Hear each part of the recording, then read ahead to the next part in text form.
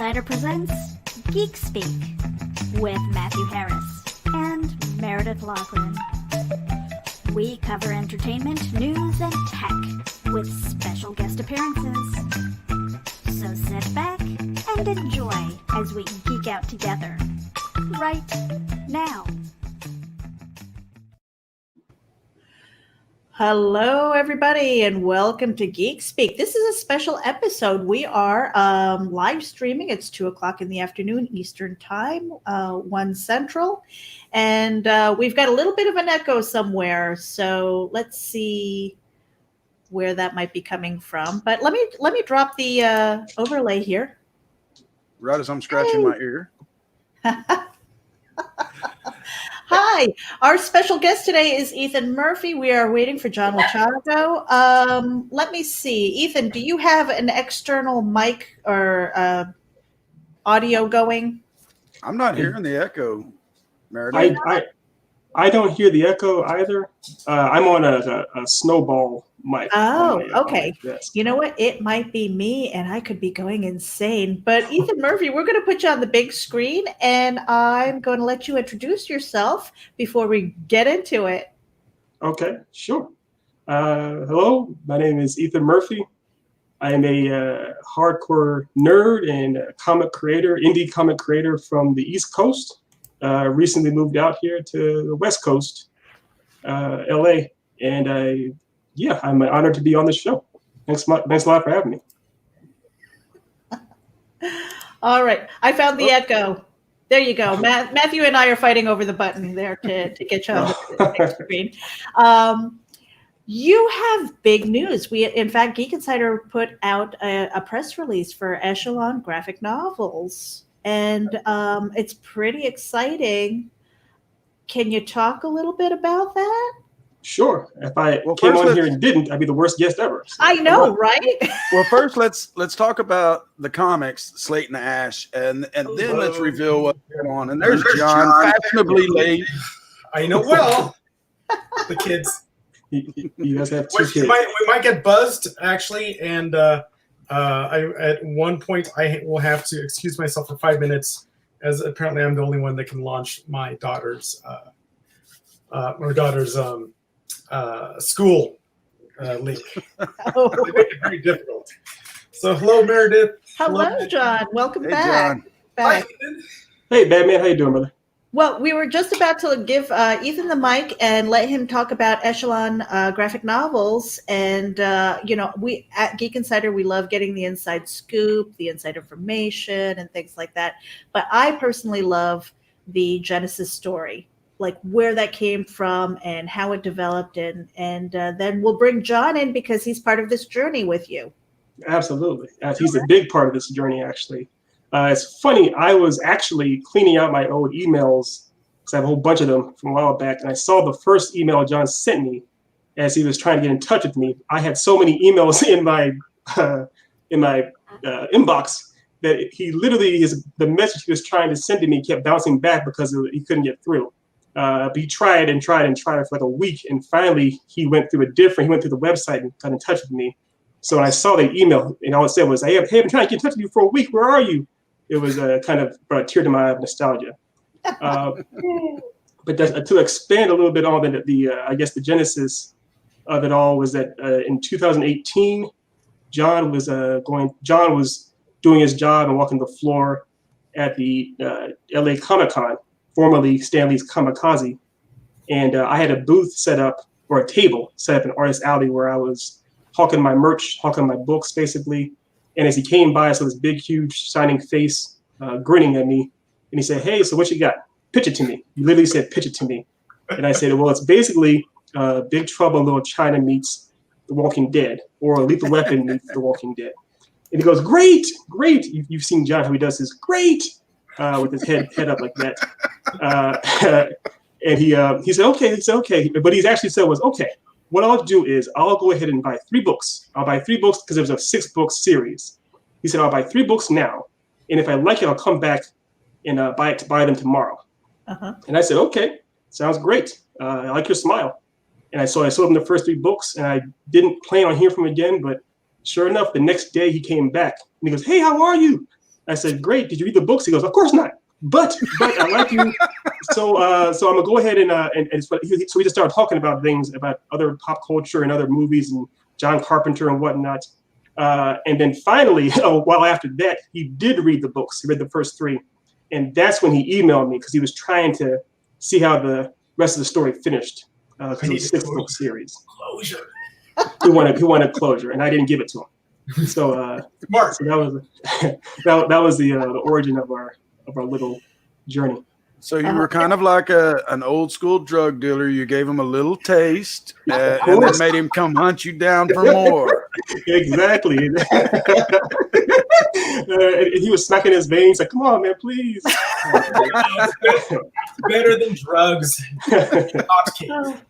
Now, when he came to your table the first time, did you know who he was? I did not. And actually, he was pretty, I guess the best word is coy, because the first day on that Saturday, he didn't present himself as anyone special. He was like, "Hey, how you doing?" He seemed very much like, even his badge just said visitor, didn't say anything special. He said, "Hey, how are you?" And our conversation was very casual.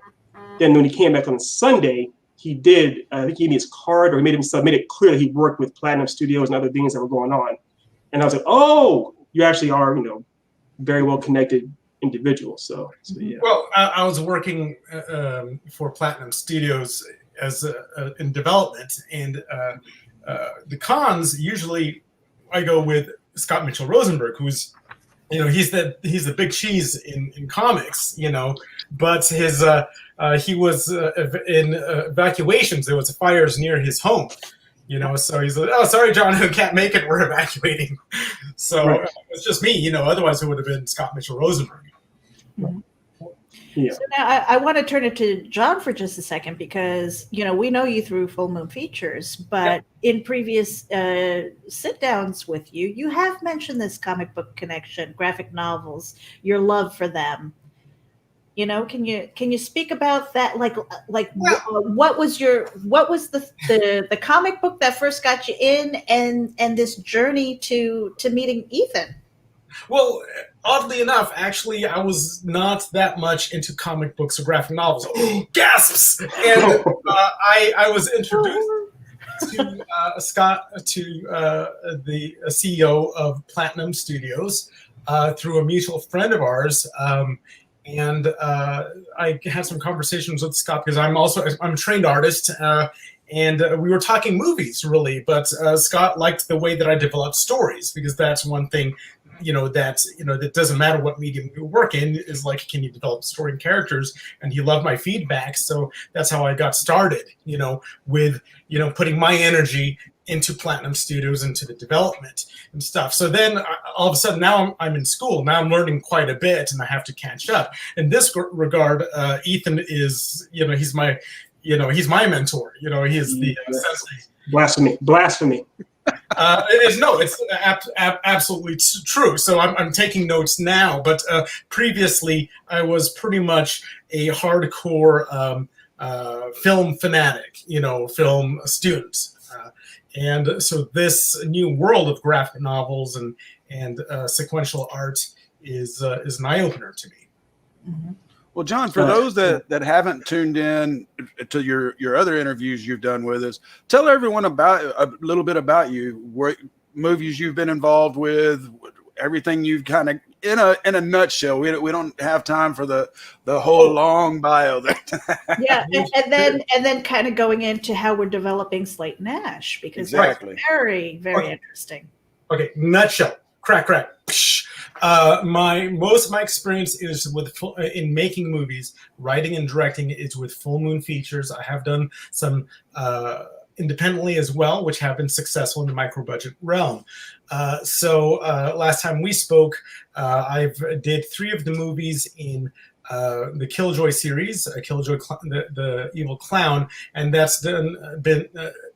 They have been very successful for Full Moon Features. So I was finally given the opportunity to do one of their flagship titles, which was a offshoot of the Puppet Master series. And that was Blade of the Iron Cross, where we pretty much concentrate on just that one puppet. And despite the limitations and the in the constraints, it actually came out great. We're very happy with it, and it's getting good reviews now.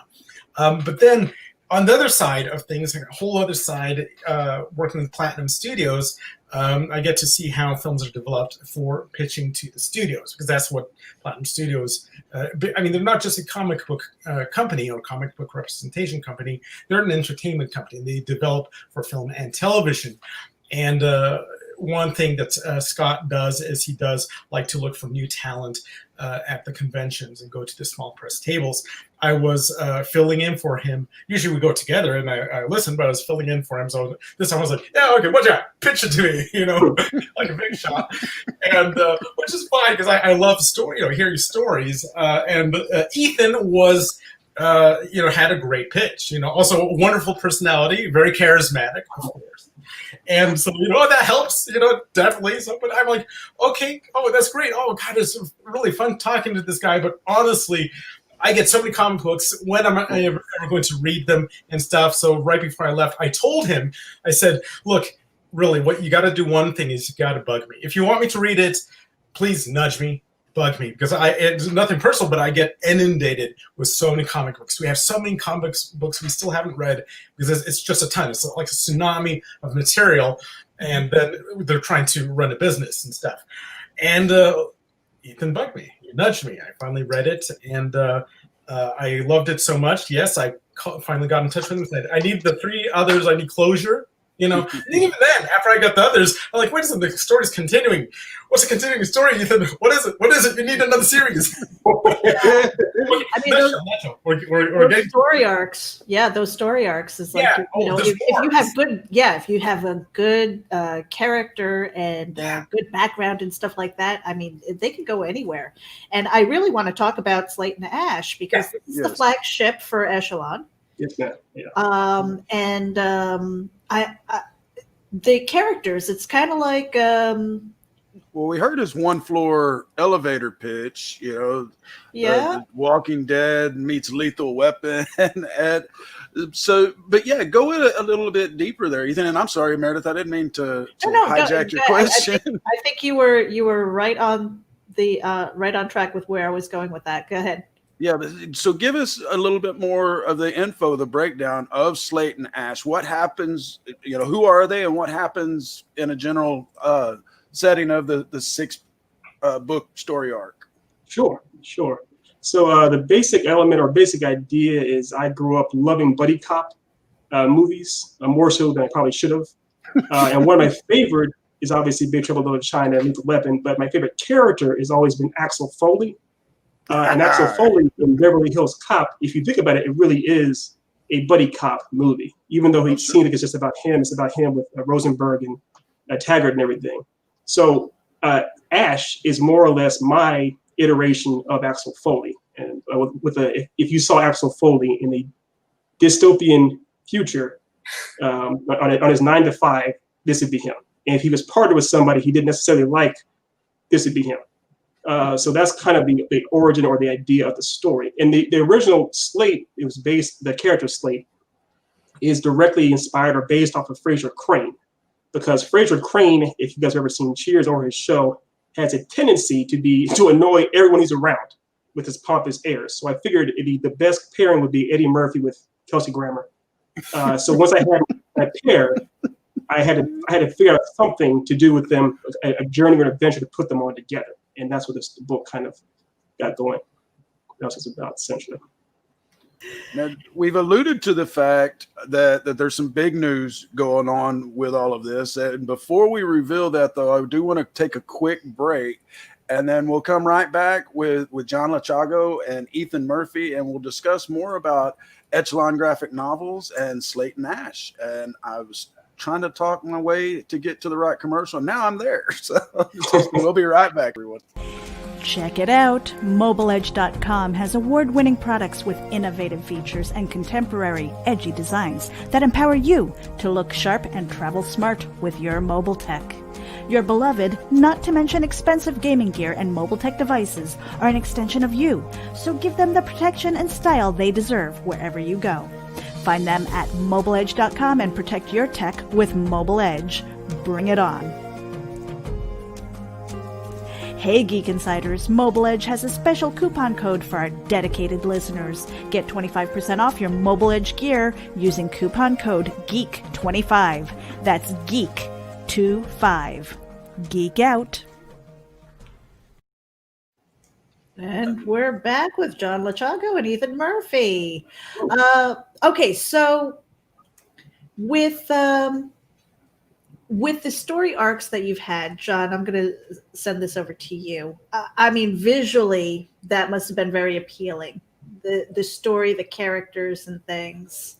And so I want to hear more about the process that you had as far as finding these characters and pitching to actually develop them, because I'm sure that you have that process of getting things approved, or are you the go-to guy? I'm kind of the go-to guy because Scott trusts me, and so when I say read this, he'll read it, eventually, because it's got like 1,000 other things to do as well. You got to keep bugging him. Yeah, so he's not going to be like, send me the 3 books and not read them, right? No, but this is how it went. It's not as complicated as it seems. I finally finished reading them, and it's not just exciting story, this, that, pretty much as Ethan knows, everything under the sun has already been done. But it's the way it was done, and it was entertaining and fast, and just kind of it kept me happy, So the tempo, the depth to the characters, and that's what really attracted me, and it was kind of like a style that I personally love very much. So when I went back to the office and stuff, and I had these books, I said, "Okay, Scott, if I had the means, I would direct this movie right now as is." And he's like, "Oh, really?" I was like, "Yes, I love it that much. Read it." Okay, that was it. Very cool. Yeah, because I know from one of the last times that we spoke with you, you have been looking for a project like this, and I'm so happy to see that you've kind of. Yeah, well, I'm not going to get it. This is being pitched to the studios. This is This is the deal between Echelon and Platinum is for pitching for film and television at the studio level, which is great. That's it. I have other things I'm working on, and okay, yes, I was going to say you didn't have first dibs on this. Come on. No. I am working for Platinum Studios. I'm getting them the stuff to pitch. Now, of course, Ethan is a good friend of mine, and we're collaborating on stuff, which I can't go that much into detail because it's in its nascent stage, but larval stage, if you will. Mm-hmm. But there's plenty more out there. But these projects, and I'll now hand it over to Ethan because he's intimately involved in those details. It wasn't just Slate Ashe. Scott was able then to read the other comics in his catalog, and I handed it over. Sure. And I can see Matthew's concern. Don't worry, Matthew. Yes, John will get full royalties on everything that Platinum makes with Slate Ashe. You get more than I will. So yeah, but the I didn't know that. Congratulations. But to pick up the baton that John passed, the other books in our series, the basic premise at Echelon, what we tried to always do was trying to have or promote diversity, and what that means is that the storytellers themselves are more diverse, and the characters in the stories are more diverse as well. So the book Blackmore is about the world's first female mad scientist. And it's set in 19th century steampunk London. So because it's set obviously in the past and she's obviously a woman, it's a couple of strikes against her. So it's kind of meant to be that kind of a different kind of story with a different kind of angle. Screen Boy is about, if you can imagine, Marty McFly in the Matrix, essentially. It's this story. And this story was is meant to be for a younger audience that feels underappreciated and is meant to empower them. Then Divine Influence is a story of, if you can imagine a world where God literally dies, but then he comes back resurrected as a small child, and a very jaded angel that's had to exist without him for a long time on Earth finds him. What would she do? Would she want to raise him? Would she think that possibly the world was better off not having his rule? That kind of stuff. So they're meant to be stories that have leads that are coming from a different perspective in a world that is like John said, has been done before, but kind of from a different vantage point. I like that. And then you've got another one in development. I saw soon to be released in 2021.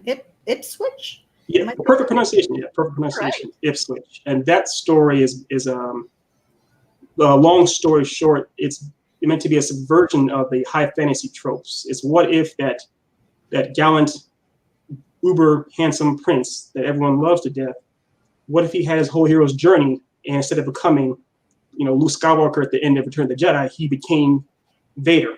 He just didn't. There was no prompt for it. He decided that he wanted to actually, his PTSD, all the training he went through, he broke bad as opposed to breaking good.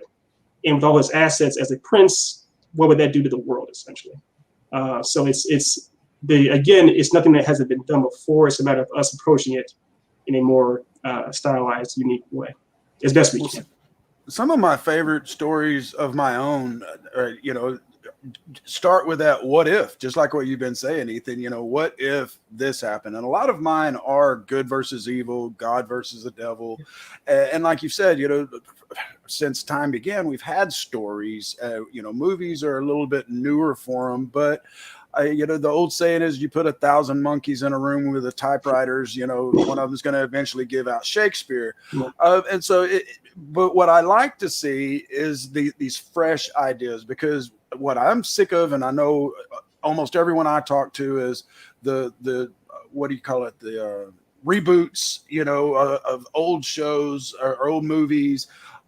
Where they don't even try to take a new angle on it. They make a Dukes of Hazzard movie and it's just with a couple of new guys and eye candy. Same with Starsky and Hutch. It's just and I look at those and I go, and if that can get made into a movie, why am I not getting my ideas out there? Yeah. But I really like that unique aspect of the what ifs, and I love those little storylines you put down there. When did you start into comics, and has it just been something you've always, toyed around with your entire life? Was there an epitome moment where you just like, this is what I'm going to do? Give us a little background on your life into comics. Sure. Since your beard is so handsome, of course. Thank you. So to answer one of the questions, when I first got into comics was when I watched Batman the Animated Series. Are you guys familiar with the Bruce Timm one from the 90s? That's when I didn't read comics until I saw that show. And I thought, wow, this is pretty cool storytelling. I want to know more about this character. But I didn't want to become a writer until I saw John Grisham's The Client when I was 12. And as I was watching that movie, I was like, I have no idea how this kid who's about my age is going to get out of this situation. And watching him get out of it, I realized someone had to write this. And pretty much it's basically an architect designed an amazing labyrinth and found a way to have to navigate his characters through it. And I was so impressed with that idea. I that's when I started my journey trying to figure out how to write, how to do that. It was clumsy, I promise you, but that's why I started doing it. And as far as films and things of that nature, all the storytelling elements, I actually went to film school at James Madison University in Virginia.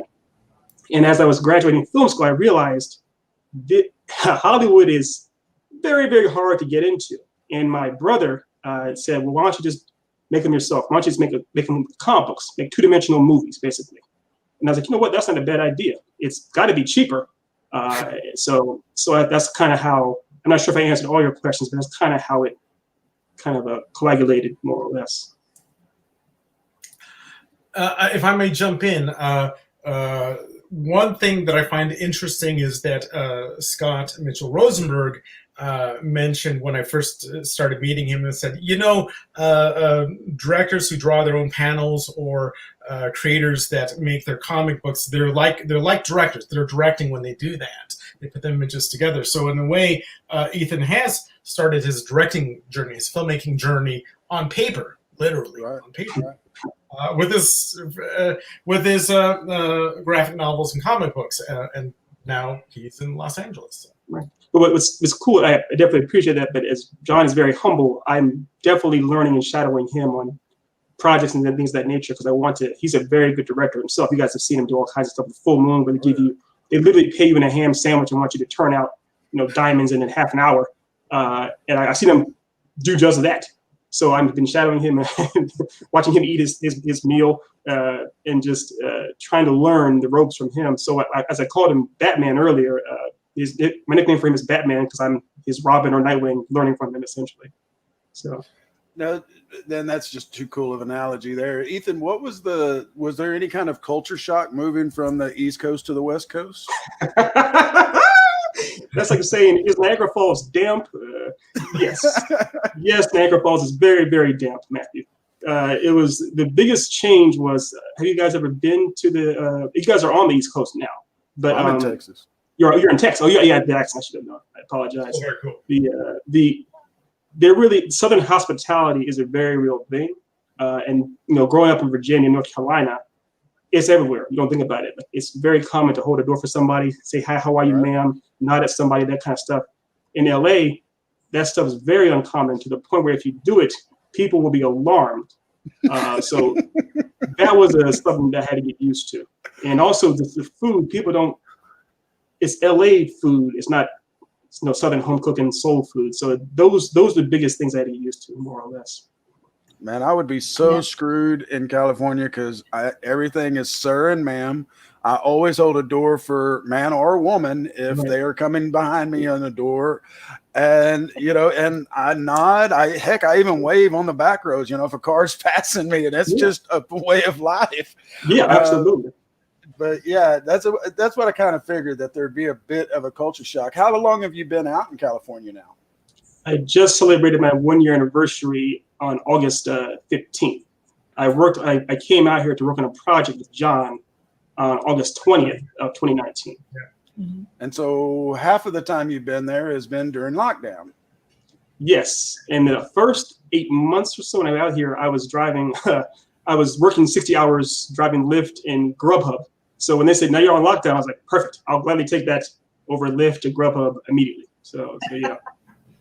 More time to write. More time to write and direct. Yeah. Culture shock. When I moved from the Northeast down to Florida, I didn't realize until maybe about 6 months in Florida that I missed rocks. You know, I mean, just like silly things like that, where you're like, wow, there are no rocks down here. Rocks are very underrated. Right? Yeah. And the weather changed too. I mean, it's right now, it's like, I think yesterday was like 100 and something, and earlier on Sunday was 115. Yes, there are forest fires and stuff too, but it's always kind of warm or hot out. And I just read, really aren't any seasons, I'm sure everyone already knows that. Like Saturday, somewhere right in LA hit a record 121. Oh, that's where I live, right here, Lancaster. Jeez. And then, we here in Texas, of course, August, September, it's always hot. We're supposed to be down to 55 degrees tomorrow night because of this blue northerner coming down, going to dump a whole bunch of feet of snow on Colorado. And so we're going from 102 yesterday and then down to 55 tomorrow night. And that is changing the weather. Whew, boy, that can't be good for your bones and joints. No, not at all. Now, again, we've kind of hit on what's going on here. We haven't really told everyone what's coming with Slate Ashe.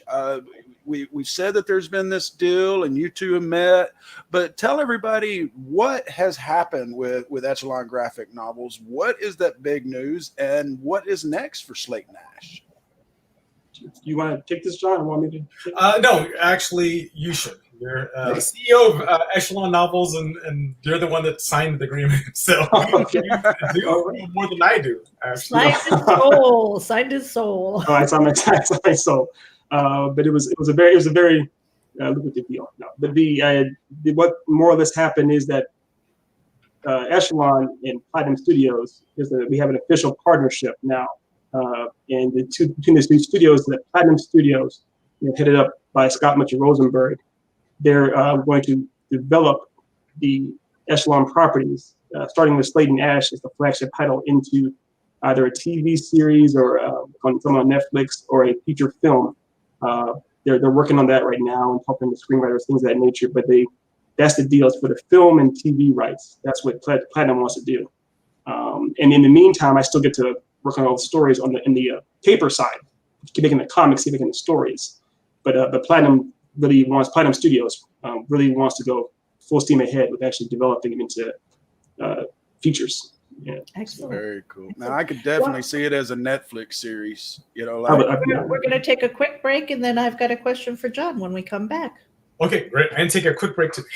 All right. Now, every Sunday morning, longtime independent comics creator and Indie Volt podcaster Randy Zimmerman hosts a discussion on the lighter side of comics, the more whimsical and fun comics out there on the Sunday Funnies. That's 9 a.m. Eastern Standard Time every Sunday on Indie Volt, indievolt.com, the Indie Volt YouTube channel, and the usual Indie Volt sites on Facebook. Listen in, won't you? Participate in the chat. Let's have some fun. See you there. All right, we're back, and John is not yet. Well, I'll take this quick moment since we just ran that Indie Vote commercial, and to let everyone know this, starting this next week, there are going to be a few changes with Geek Speak and Geeky Cheeky and Downright Freaky. My show will be on tomorrow night at its regular time, 8 Eastern. And then Thursday night, are we moving this week, Meredith? We are moving this week. Okay. So Thursday night, when we usually have our 8 o'clock show, that will actually move to 9 Eastern because that one will be on the Indie Vote Radio as well. Next week, Geeky Cheeky and Downright Freaky will move to Sunday nights at 9 o'clock Eastern because, drum roll, it is on the Indie Vote. We're going to be on Indie Vote tomorrow night, but they have all their talk shows on the 9s, 9 a.m. and 9 p.m. Eastern times, and they want us to step into those roles.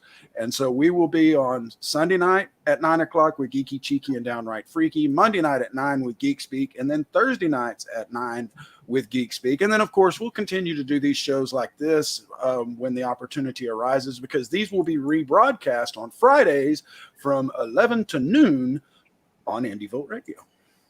Yeah, we're very excited about that. So I had a strange question that I had asked somebody, because I've been falling into I kind of actually tripped into the comic book world. Face first. And yeah, face first, it started with a couple of connections and things like that. And so I've been writing prose for a really long time, blogs, ghostwriting, things like that. And so I've been working on my first couple of scripts for comic books. And so the weird question is, when you dream, do you dream in comic book panels? Do you dream in like Technicolor? Is it black and white? Or do you just not remember them at all?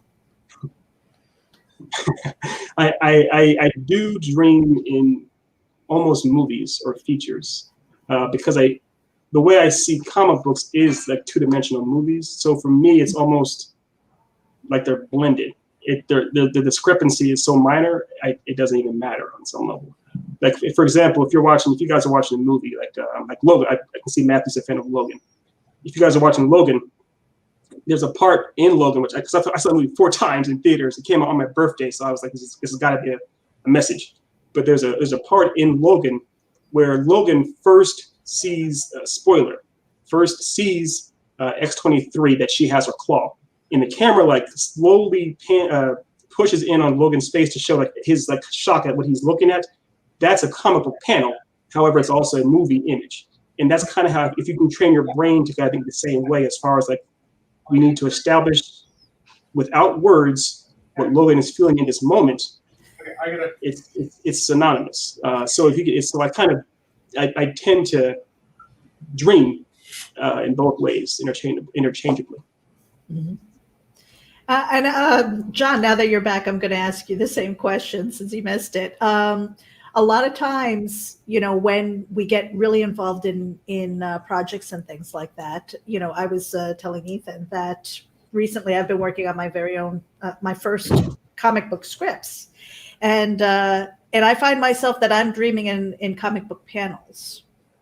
So it's kind of funny because I'll wake up and I'll imagine it and I'll try and write it down.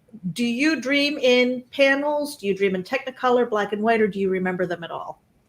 I barely remember dreams. They are in color, but I don't. dream in any kind of media style. It's kind of like I'm experiencing it. My brain does think automatically movies play in my head whether I want them to or not. So that is kind of bizarre. And it's interesting why this character is doing this. Okay. Meredith, may I ask you a question? Sure. Have you found the process of kind of transferring your stories from the prose or scripts that you have to comic or graphic novel form? Has the process been pretty effortless for you, or more difficult, or? I think for me it would be a lot easier if there was a standardized format for those screenplays, for your scripts and things. But every comic book person that I've talked to, they said, no, there's no standardized way. As long as you can, tell your artist or your inker what your idea is and get that idea across, it doesn't really matter. And I'm so frustrated by that because I know scripts, if your screenwriting plays, right, they all have a certain format that you go by. In comic books and graphic novels, no. Right, that's true. Well, may I offer a small tip? Not to tell you how to do your job. Absolutely. You know what? Because we've got listeners who are doing their comic books. Some of them are veterans and some of them are new. Absolutely. Any kind of pearls of wisdom. Sure. So my pearls, most of my pearls are Denny O'Neill's pearls. I read his book several times. But the idea basically is, like I said, I went to film school, and I use Final Draft to write my scripts, and literally they're broken down just like any other screenplay would be, except it's almost like a shooting script. So you have the whole exterior, all those kind of things. Then you have the action and character, but I also have the panel. And so you actually, as opposed to a camera shot like you have in a movie, I have panel one, establishing shots, that kind of stuff. So if you can think of it in any terms of what you are used to writing in already, and just apply it or adapt it to a different format. I like Now, that. if there was a genre that you've always wanted to write in but haven't quite yet developed yet, what might that be? Bizarrely enough, it's kind of like I love doing mashups. Mm-hmm. So I've always wanted to do like a rom-com horror or a rom-com sci-fi. Really get into it because the tropes. It's a lot of fun to play with tropes and to kind of subvert expectations, not to the point where you're season 8 of Game of Thrones, but enough that you're like, I didn't see that coming, and you enjoy the surprise. What about crossovers? Yeah, crossovers are great too. Yes, absolutely. Yeah, I think it's kind of like I always talk to Batman about it, how it's kind of like Jeet Kune Do, where the idea is to pick and choose different elements from different styles and combine them. So pick and choose different elements from different genres and combine them to make a better story, if that makes sense. Definitely. Now, before our break, I did say that I wanted to ask John a question. Now, as far as development and finding characters and things to develop, are you actively seeking, or do you have an open call? I mean, what is your process as far as maybe finding new talent or having people approach you? I mean, has that happened? Obviously, you don't want a flood of.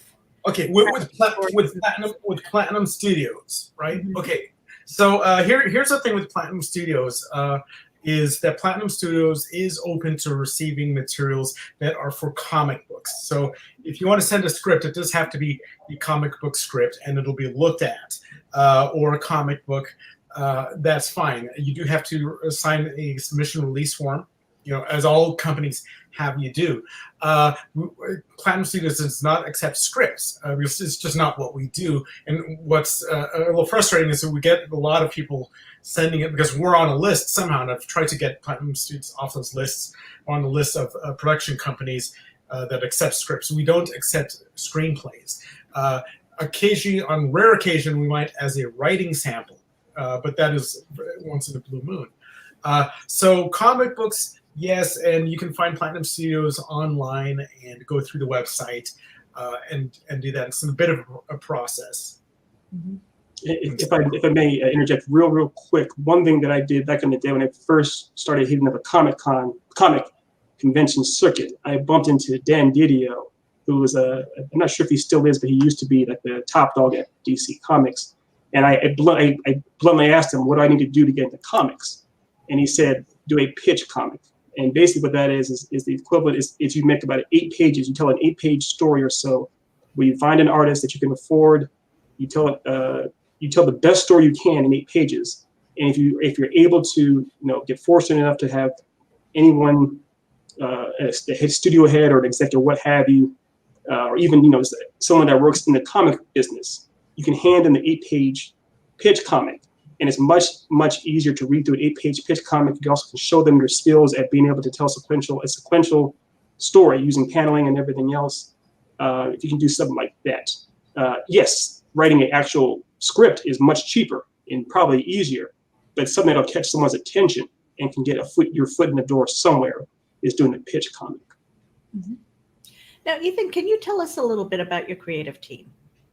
Gladly. The long story short, they make me look good.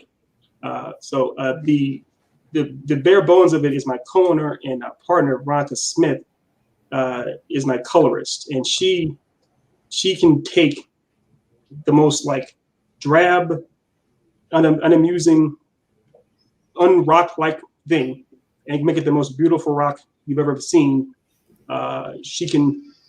She pretty much injects soul. I always say she's actually more of a soul artist. She injects the soul into what our illustrators are bringing to life. A comic essentially starts off, if you think about it, as the writer, like John says, the director, but it's kind of like the architect or the guy who's drafting up the blueprints. The illustrator is a lot of ways like the foreman. He's out there building things, getting things up, constructed. The colorist is a lot of ways like the fabricator or the interior designer, and then the letterer is the coup de grace, person that puts the finishing touches on everything and makes sure everything looks pretty and sparkly. My team, Veronica Smith is the colorist. AJ is the letterer, guy that does the final finishing touches. We have Eder Messias, who does amazing lines on multiple books. We have basically we have so many people that do so many wonderful jobs. They can all wear multiple hats because they are indie creators themselves, and they also understand and value storytelling. So that our shorthand is pretty much I want this to be conveyed, and they figure out how to do it for me. That's the best kind of teams to have, is those kind of symbiotic relationships. They can they know what you need and want, sometimes even better than the way you've conveyed it. Right, exactly. Yes, if I may interject here, the key to being successful in something like comics or film, and I can speak as far as being a filmmaker goes, is you surround yourself with talented people. And even though I'm the director and I can do a lot of things, I'm trained in a lot of things, I love it when other talented people can satisfy my needs and then expand on that, give me more than I expected or something different. That's absolutely great. So yes, and I believe with comics you can do the same thing. Now, John, kind of a quick change of gears here. Have you been able to get back to any directing yet, or is everything still kind of on pause? No, well, it's not, great question. Nothing's really ever on pause. And even though the lockdown and the coronavirus incident seems to have done that, we're always working on other projects. And Full Moon is still doing things and working on projects and trying to figure things out. We finished the post on Blade at Iron Cross when lockdown began, so we're still able to do some things from our computers. Personally, I'm always working on projects and working on other things. And sometimes you work on things that will give you bear fruit later on. And as I said, now Ethan and I are good friends, and we are collaborating and working on projects, which hopefully we will be able to talk to you about in the future. So there's even when things seem to be on pause, technically or externally, creative professionals always are cooking something else. You change gears and you're working on something else. Right. And we've seen that so much since April. I mean, John, you know for a fact, that we love the indie creators, whether no matter what kind of industry they're in, if they're an independent artist, writer, director, actor, we like helping promote those. And that kind of really, I don't want to say the pandemic helped us out, but we forged a lot of relationships and made a lot of good networking connections during this time. And that has been kind of the reoccurring theme, is everyone's like, sure, my day job is shut down, but I'm getting a lot of writing done, or I'm finally getting that outline done, or I've found this fantastic artist and now we're going to be working together on this new comic. And whereas the non-creatives, I just saw so many of them getting depressed and just sitting back and, binge watching Tiger King and over and over and to make a murderer. But we could do go ahead, John. I watched Tiger King before it was cool. I did too. What's this? As soon as it hit, I was like, what the hell is this? And I love documentaries. And so I watched it, and then it blew up. And I was like, you people don't know what y'all are getting yourselves into.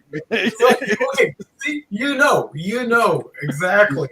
But I have to say, but creatives and everything, and we all get depressed too. But depression makes some good stories, makes some good. Very much so.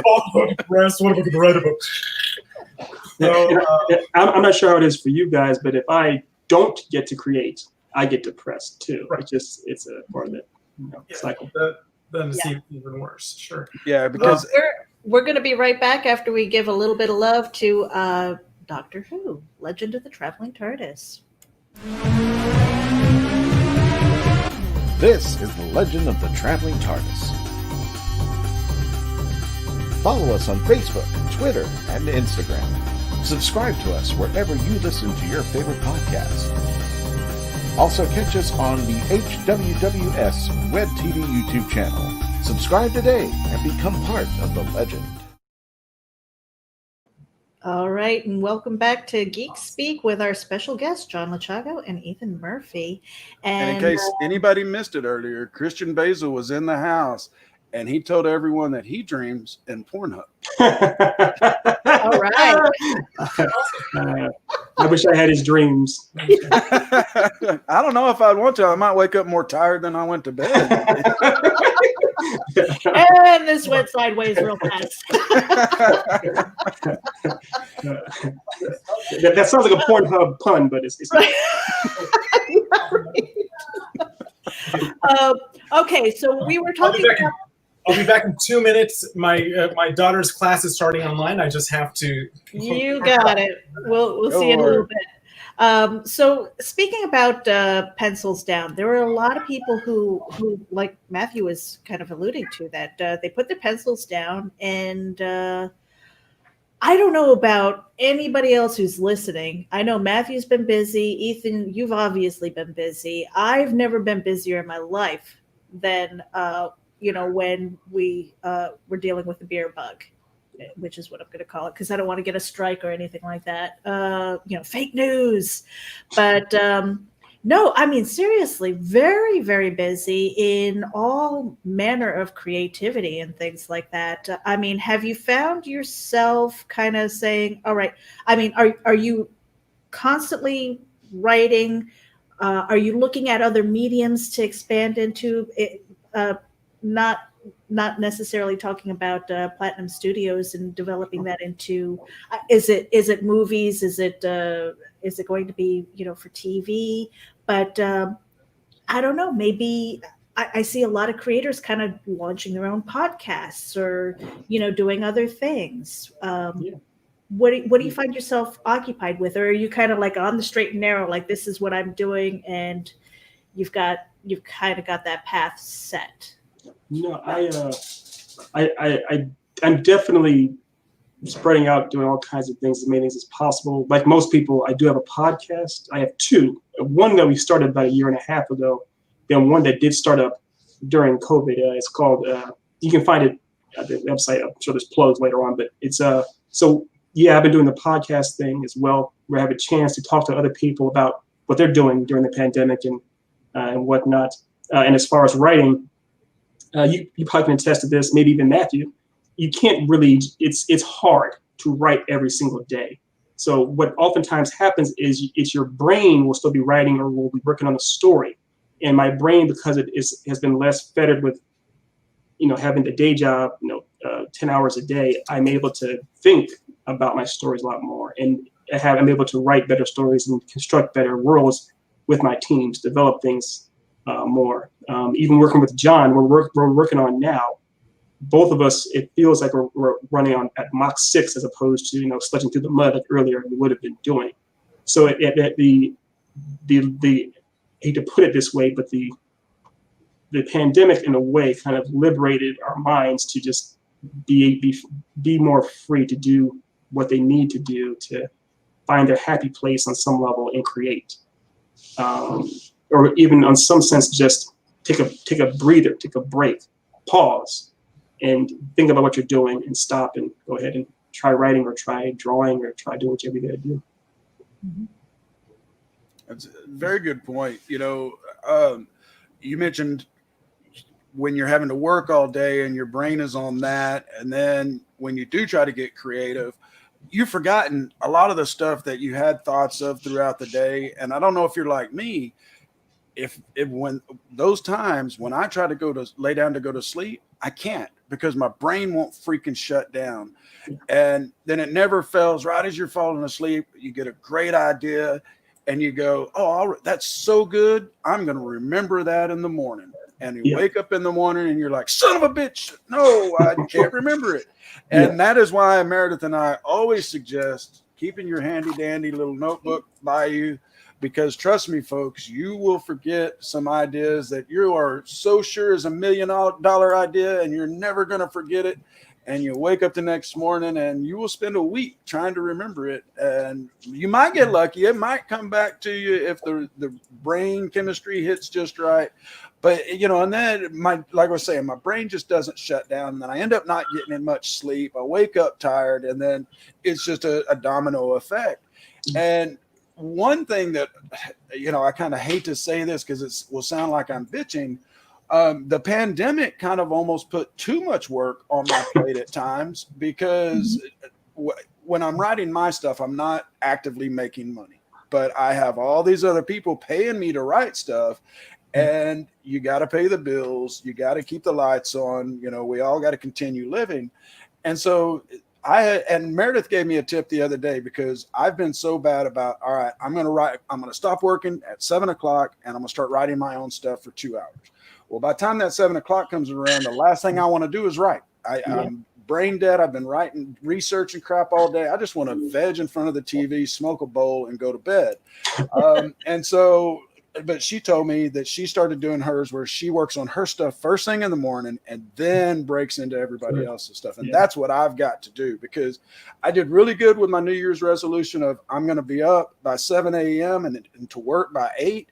And then, but the other half of that was I'm going to start working on my own stuff at 7 at night. And I haven't been able to stick to that resolution. And so I'm going to flip things around and start working in the morning, because otherwise I'm going to go to the grave with all of this in my head, and it's never, or with 14 open WordPad documents down at the bottom with a couple of chapters or just a outline, and people can be looking through and going, this dude was fucking crazy, man. Everybody in this room, I mean, we all have our personal, pet projects and things like that. And a lot of times it gets put on the sidelines because work is always going to be, well, we hope that work is always going to be there, right. But unfortunately, I think a lot of us, and I don't want to speak for you guys, I know a lot of my stuff, I put myself last. I'm always lower on the priority list. And that's something that I am a work in progress as well with. What about you guys? I mean, is it something that that you've prioritized? Like, this is my pet project. I'm going to dedicate an hour at least to this every day, or is it just let's work and we'll get to that when we get to it? Go ahead, John. I see you raising your hand. Okay. So here's the thing. So I've been able to reverse engineer when I came into what the question is how to get an environment to do work and your own work. Is that right? Yes. Okay. And so I want to make a note. I agree with working in the morning, and because typically when I write a screenplay under any circumstance, whether it's for myself or for Full Moon or someone else, I will get up early and go to a cafe outside of the house and write, and that way I'm there. I'm paying money for coffee, and I'm working. Hold on, and of course now in the lockdown, this gives me some interesting situations. Hold on. Johnny, hold on. The other thing is that you don't have pet projects. Don't have pet projects. Your projects are work. Think of them as work. They're just as important as anyone else's. They're work. So then they're no longer put down. It's no longer a pet project. This is work. It's just as important. Yeah, That's really hard to get that mindset. You'll get it. Eventually, you'll get. I've had to do it and stuff, and because that's the absolute truth. Yeah. Well, that's great advice, John. Great advice. And, Ethan, how about you? Yeah. I echo everything that John said, and also Matthew too. That, and I guess all three of you said the idea of a schedule. And it's real quick. We had a message from Veronica Smith, who is that's my Veronica Smith, my partner and co-owner. So I was trying to say hi back to her. She sent us a message. And one thing that my old mentor told me a while back was you have to feed your mouth before you can feed your passion. And that's not necessarily a good thing, but it is what it is, which means you obviously have to put priorities first before you have to do what you need to do before you can do what you want to do. However, it is kind of reverse when it comes to being committed and disciplined with your craft, because like John said, there are no pet projects. You have to see your work, your own individual passions as priority on some level, because that's what you really, really desire. That's what you really, really want. That's where the real fulfillment comes from. So you got to make sure you find a way and some time to do that. Doing it early in the morning, first and foremost, works best for me too. But it's different for different people. For Matthew, it might work better at night if he's tried at night. More power to you. Well, it didn't. It hasn't. So no, I've got to change. And it's kind of funny because about 3 years ago is when I started my quote unquote writing career, and I was, doing blog work and ghost writing like Meredith was talking about. And I told my brother, I was like, dude, I'm finally doing what I always wanted to do. I'm a professional writer. And he goes, bro, I'm happy for you. He goes, but that ain't what you always wanted to do. He said, you wanted to be the next Stephen King. You wanted to write novels. You wanted to write your own stuff, not be working for someone else. I said, way to piss on my bubble, brother. But you're exactly right. And all of these, I mean, if anybody else out in the audience got as much out of this as I have today, then it's definitely going to go a long way, because I'm going to be making some changes for sure. Because like I said, no lie, there's at least 8 open Word documents down at the bottom that either have an outline. And what's bad is I've written some that's got like 2 or 3 articles or 2 or 3 chapters.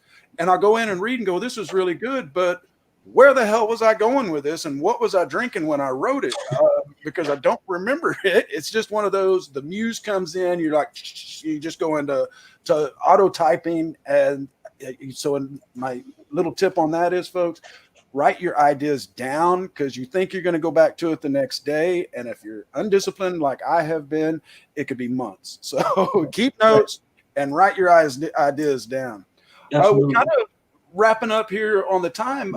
Ethan, can we still get all copies of Slate Ashe over at the website, and tell everyone where they can find you and what's coming up and all that good stuff? Sure. You definitely could have. We started selling out things, but we do still have the trades. We have the trades, some of them. Some of the trades of Slate Ashe are still available over at our website at echelonnovels.com. Pop on over there. Please go quickly, because they are going very quickly, very fast. We've been saying this twice. I'm a writer. But please go over there swiftly. They're going by very fast. and go ahead and grab a copy. Tell them I sent you.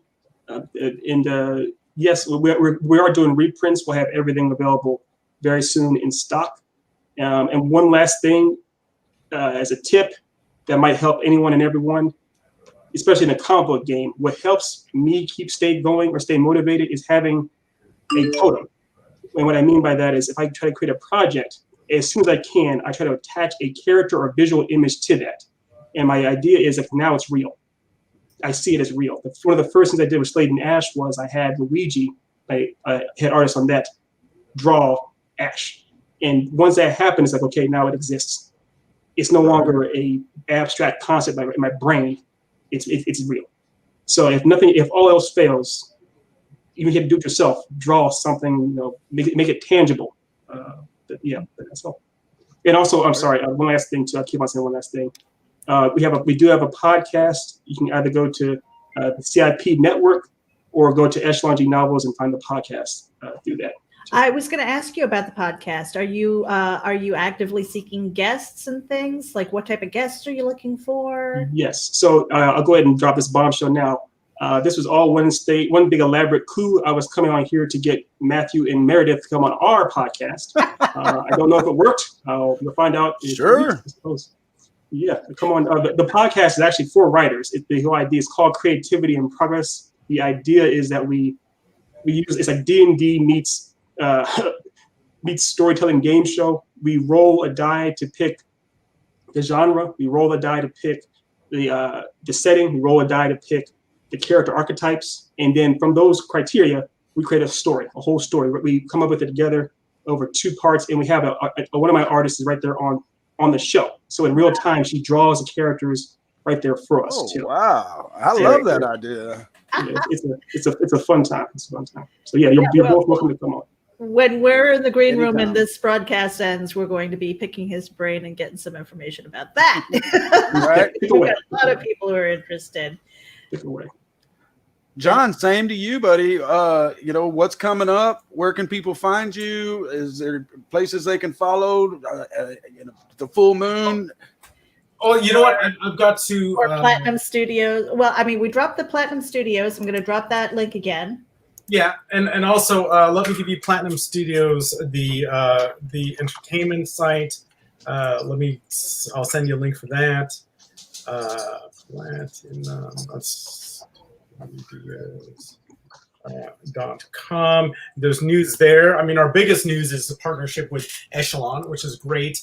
And then as far as Full Moon goes, I believe their Full Moon features or Full Moon Direct. I'm not sure, so I'll have to get that later. Nothing is much happening right there right now because they were doing what's called Charles Band's Deadly 10, which was one of the movies I did, and because of lockdown, we paused that certainly. So we don't know, but. I have other things cooking up, and they do involve Ethan and stuff, but right now it's a little bit premature to announce it because, again, we're at the larval stage. Well, with the success of Blade, the Iron Cross, is Charles talking about letting you take on another Puppet Master role, or? Well, yes, he's mentioned it, but he keeps his cards pretty close to his chest, so. Then he's going to be like, "Go, do it." We'll see what happens. Here's your ham sandwich. Go do it.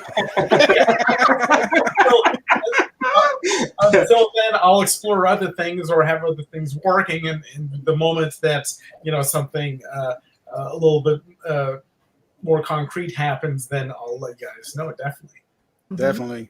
Well, anytime you got anything going on, John, let us know. We were more than thrilled for you to reach out to us for this. Ethan, it's been a pleasure meeting you.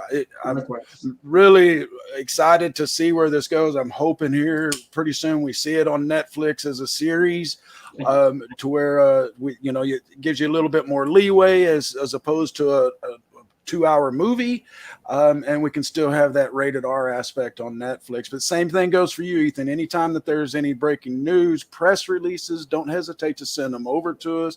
You want to invite us over to the show, where you got our email addresses. But anything else, guys, before we wrap this up? Meredith. Final question. You almost forgot. we've asked John this, so John gets a pass on this one. Oh, I don't know. He might have a different answer this time. We'll see.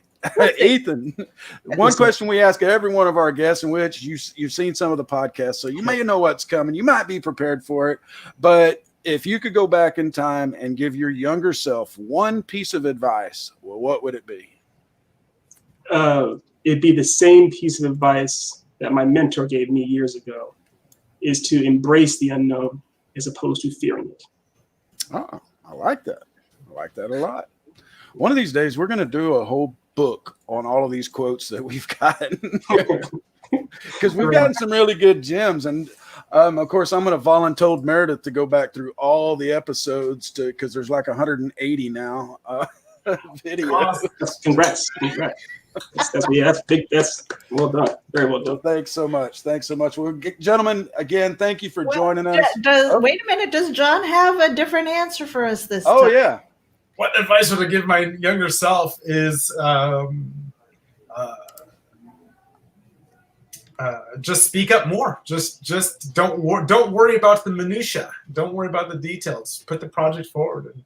And, I think I've been too timid in my youth, and that's when I finally made advances in my career and stuff. When someone said, "Oh, the hell with it. This is the right thing." Oh, okay, we like us. Oh, you do. Okay, So because until you put your opinion and your stories and your work out there, it doesn't matter whether it's good or not. It's just nothing's going to happen. So put it out there. If you get shot down, you got shot down, but you might not. So that's my advice to my youngest. Now we're going to have to go back to John's old interview and see what his other answer was.